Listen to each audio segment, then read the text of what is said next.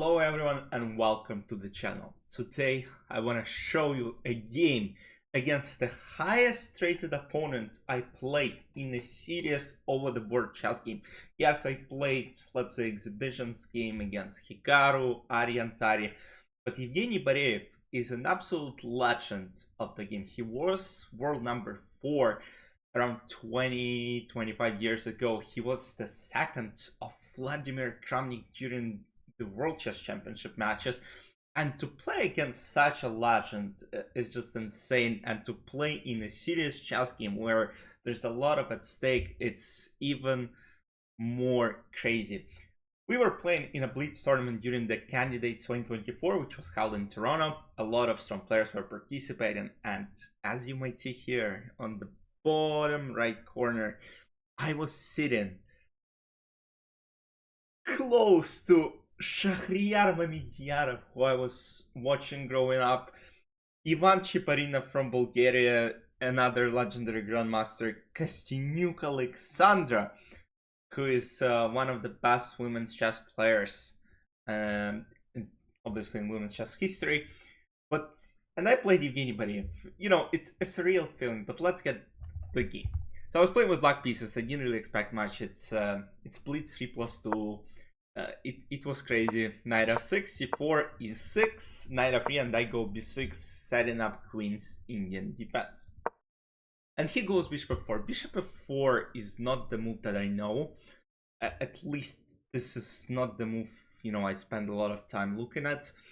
I would, right now, of course, there's bishop b4, which, you know, is one of the main lines, but bishop b7 is simple as well, and I just develop my piece. I don't think much of it. e3, bishop b4, now goes knight bd2, and now I go short castle. Now a3. I go bishop e7, and now he goes h3, potentially trying to hide the bishop on h2, because I want to go knight h5 at some point and take the bishop on f4. So I decide to go c5. Look, in Queen's Indian setups, whenever you have an opportunity to play c5, so the d5 is not a good move, then you play c5. And in this case, if I play c5, d5 is not possible because I'll just take the pawn. So c5 works out perfectly. D takes c5, and now I go b takes c5. Bishop d3, and I strike in the center by playing d5, and now the position becomes equal. Short castle, knight goes to c6, now he goes rook c1. At this point, I remember I was a bit scared that I might have some problems with c5 pawn, because look, and he might play c takes d5, he takes d5, and then I'll have two kind of hanging pawns in the center. So I go rook c8, I mean, good move. And after queen c2, I go h6 just to avoid any problems on this long diagonal, because I was like, okay, he might go for maybe even some g4, play a bit over aggressive, try to attack. I shouldn't be scared really, but h6, again, at some point, let's say, preparing for the endgame, because the king will walk at some point, so maybe it was a good move. And then rook d1. Rook d1 comes, and I was like, okay, he is coming. He put both of his rooks on c and d files, and he wants to open up the position and strike in the center. So I go queen b6. I thought I should be good here because he doesn't have a lot of threats. It's hard to play for both sides. Like, you gotta come up with a good plan. So he goes bishop h2, I go rook d8, and I was like, okay, I consolidated, it shouldn't be worse. So it's around equals, he takes d5, he takes d5, and now he goes bishop f5. And at this point it looked a little bit scary, because look, bishop f5, his position is active, bishop on h2 is pointing towards b8 square, so rook has to go to a8, and it looks passive, and he goes e4. He tries to strike in the center, but I play d takes e4. And after knight e4, I decided to go for, you know, simplification route. I decided to go knight d4, because I thought that's gonna be a good move for myself. Like, I'm attacking the bishop, he has to do something. So he takes on d4, I go rook d4. And around here, you know, we already were getting low on time. So he goes rook d4, c takes d4, and now knight f6. Knight f6 is not the best move. Knight c5, according to the computer, is slightly better, but knight f6, bishop f6. And I was like, okay, I have an active bishop on b7.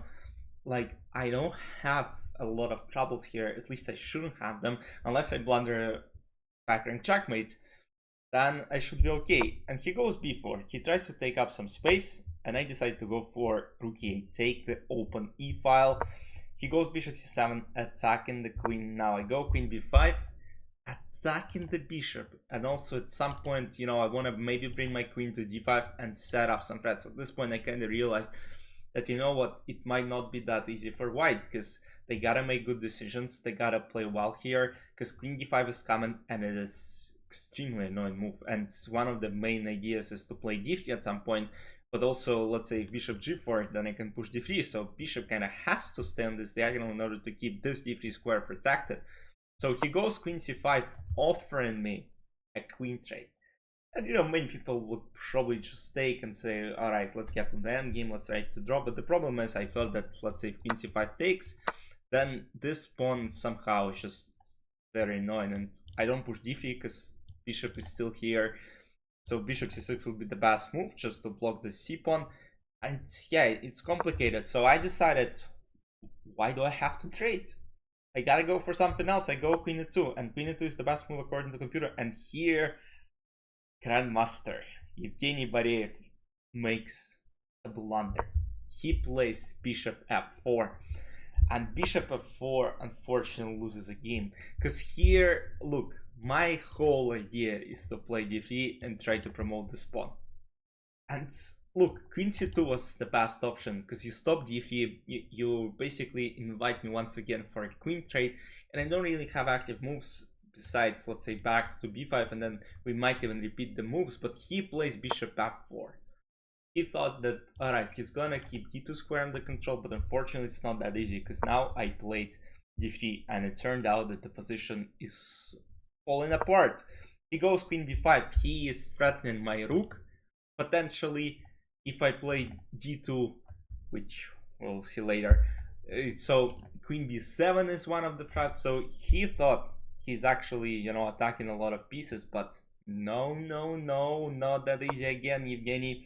So he should have, I mean, according to computer, queen d6 was best, but then I think I plan to go rook gate, and d2 push becomes unstoppable, and it becomes completely lost. I also thought, what if you just play, let's say, bishop g4, like you're still threatening me, but there is queen e4, I'm attacking the bishop, and if bishop e3, I think I can take, and if takes, what do I play? I think I just play d2, and yeah, rook e1 comes.